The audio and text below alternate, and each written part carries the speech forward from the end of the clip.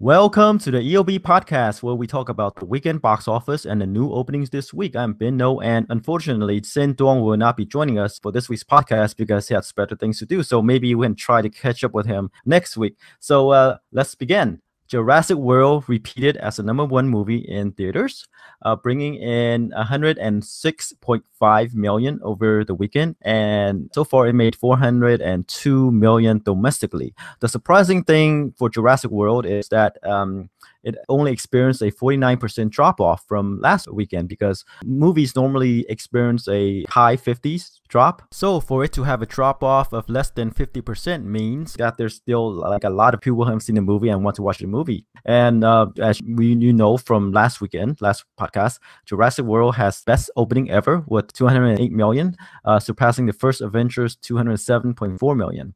And it's nearing the billion-dollar mark. It's at 985 million worldwide.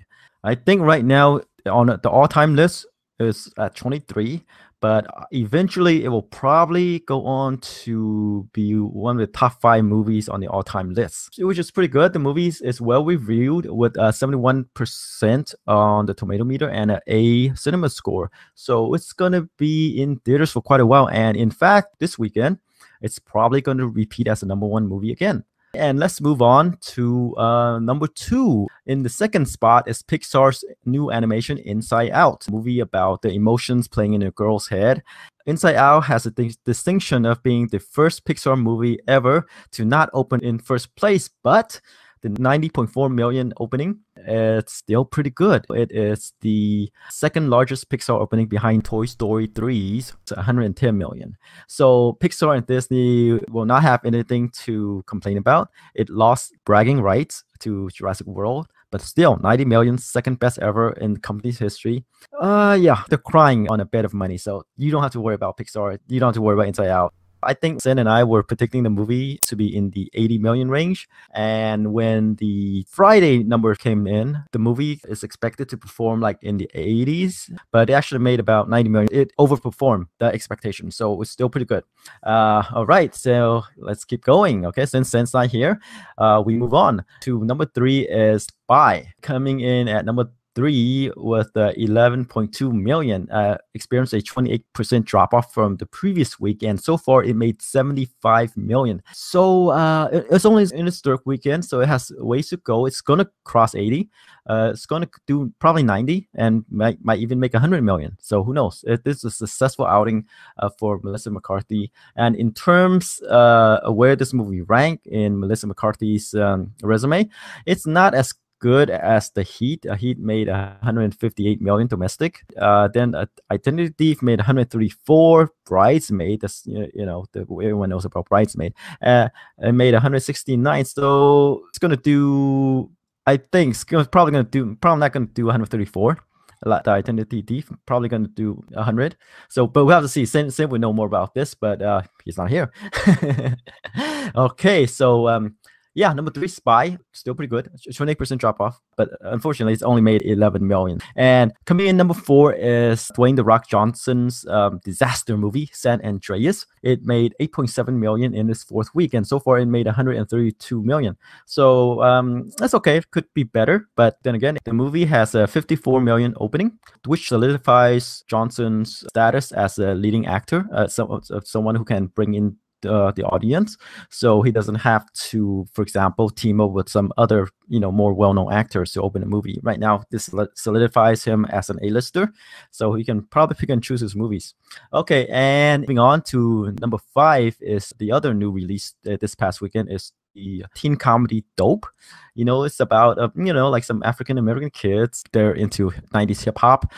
They have good grades, but they got involved with some bad elements because of the neighborhood they lived in. Unfortunately, this movie doesn't have a lot of stars to bring people in. It's very well reviewed. It has 90% on tomato meter. The only thing you can say about it is that it doesn't have it stars a group of kids, no name. So that's why it has a 6 million opening. And I predicted that the movie's going to do around 5 million. It actually overperformed. One of those movies that's going to be in probably cable. People are going to quote it, are going to maybe become a cult classic, but who knows? But theatrically, it's going to pull in maybe 15 million or so. over his lifetime. So we'll see. And moving on to number 6 is Insidious Chapter 3. It brought in about 4.1 million in its third weekend, about 44% drop from its previous weekend. So far, it made 45 million. The thing about Insidious Chapter 3 is that it's directed by the writer of the first 2 Insidious movies. Before, it was directed by James Wan, but he went on to bigger and better things like directing Furious 7. So the writer took over, Lei Wang-no. I believe that's how it's pronounced. And for a movie that is a prequel, I mean, the original actors, the stars, like Patrick Wilson wasn't in it. And right now stars Dermot Mulroney. So it did pretty well for like first-time director, and for a movie that doesn't continue on the story. It's actually a prequel to the first 2 Insidious movies. So yeah, successful outing for the writer turned director. So he's probably gonna continue on and do more behind the camera work. Leverage that and direct more movies. Yeah, hopefully. Okay, moving on to number 7 is Pitch Perfect 2, the Universal comedy starring Anna Kendrick and Rebel Wilson.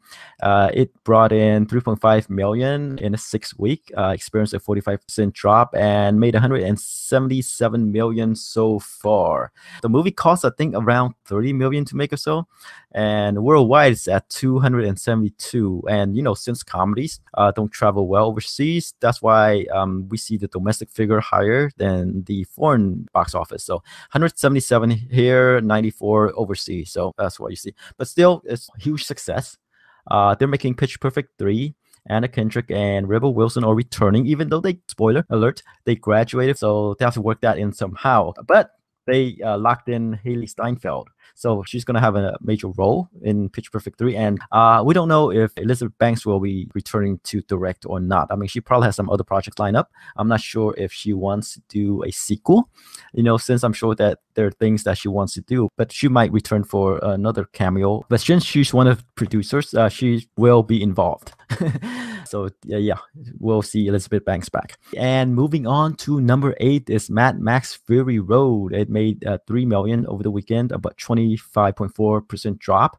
It made 143 million domestic so far, and worldwide it made 346. So this movie didn't perform as well as overseas. Overseas, it's at 202, and globally it's 346. But domestically, it's nearing its reported budget. According to Sen, as long as you make back your production budget domestically, the overseas market and auxiliary markets like home video, cable, and what have you will bring in the profits. So Mad Max Fury Road is good. It's there. I mean, George Miller has another, I guess, a hit. I mean, and supposedly Sen say that this movie will be huge on home video because it's that type of movie, and the R rating limited its audience somewhat, since this is an action movie that are probably very good, popular with the teen crowd, but unfortunately they couldn't get in because they're not of age. So so that's why it's probably going to do gangbusters on home video for Mad Max Fury Road, and they're probably going to do another Mad Max movie. Budget's probably going to be the same or lower, but we'll have to see. I mean, Mad Max Fury Road has to do some reshoots. That's why the budget is higher. It ballooned up because of the reshoots. Okay, moving on to number 9 is Avengers Age of Ultron. It brought in 2.8 million over the weekend, and it's already in its 8th week. So that's why we're going to see the numbers getting lower. And it made 449 million so far. Worldwide, it's already at 1.3 billion. So it's pretty good. I mean, it won't reach the first movie. The first movie made I think 1.5 billion. At 1.3, it has 200 million to go, so it's probably not going to get there. But still pretty good outing. Like I said, once you reach the billion mark, they're not complaining. Okay, let's go on to number 10. It's Disney's Tomorrowland, Brad Bird directed movie starring George Clooney.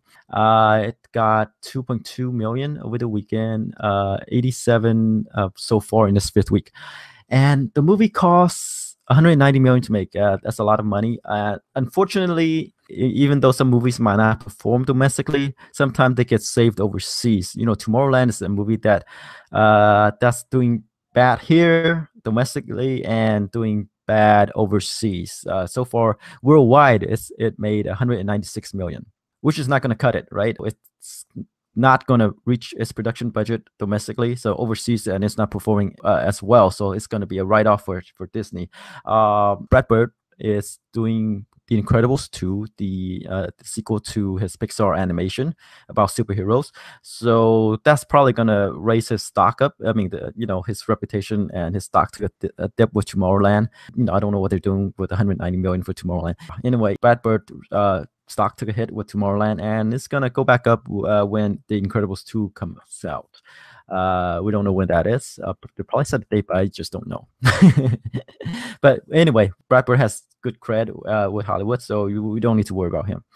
And let's see, another movie of note is Entourage, coming in at 11 with 1.9 million. Entourage is an extension of the HBO hit series. It didn't open that well, and in its third week, it's already dropped out of the top 10 and only made 29 million so far, and it's probably going to drop down from there, which suggests to me that, as we say in the previous podcast, that the show wasn't that great, doesn't have that huge a following to begin with. Either that or people just moved on, the audience moved on to other things, and they might want to check it out. And since Entourage is not a standalone movie, since it's a kind of extension, it's like take place some time after the series ended. So if people want to find out what happened and who these characters are, they have to watch all those series, all those seasons from the TV show. So it's not something that they want to do to catch a movie. So it doesn't have that mass appeal. Okay, so that's it for the top 10. Let's move on to openings. Okay, so for openings, we have 2 wide releases this weekend. We have Ted 2 and Max. Ted 2 is a sequel to 2012's Ted, the comedy starring Mark Wahlberg and a teddy bear who came to life. Ted, the first movie, opened to about 54 million, and it made 549 worldwide. I mean, when I say that comedies doesn't travel well overseas, well, Ted did. It's one of those movies, for some reason or another, translates. Domestically, it made 218 million, but overseas, it made 330 million. So it made more overseas than domestic. And it's like it made over $500 million. So that's why we're seeing Ted 2. The first movie, it's fresh on Rotten Tomatoes. Let me do a quick look. Ted has 67, which is pretty good for comedy. It's well reviewed, and it made $500 million worldwide. So that means people liked it. People tell other people about it. So that means sequel is gonna be huge as well. So I expect the movie to open similar, if not a bit less, than the first movie, because we still have Jurassic World. And we still have Inside Out and playing in theaters, and those are probably gonna hold up well.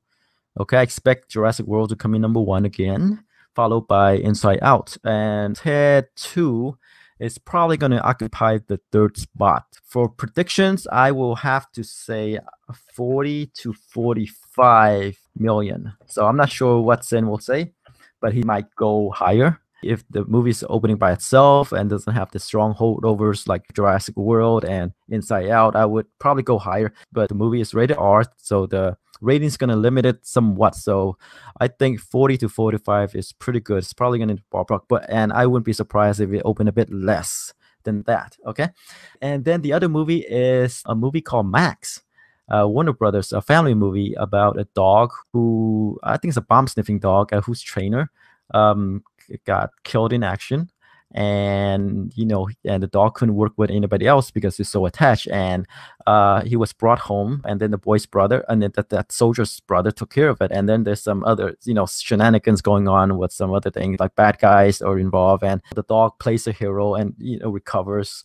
One of these bonding film. The movie stars Jay Hernandez, Lauren Graham, and Thomas Hayden Church. As for how well the movie will do, I think the movie's going to probably perform in the 10 million range, because the family audience are probably going to go watch either Jurassic World or Inside Out. Max is kind of like more of a drama TV movie kind of thing, and it's kind of heavy down, even though it's kind of like uplifting movie, but it's not as uplifting as something like Inside Out. It's not as exciting as Jurassic World, and Pixar movies are always going to be great. So I think Max is going to do 10 million, if not a bit less. Who knows? Okay, so that's all we have for this week. Let's tune in next week and see how my predictions went. See you all next time. Bye.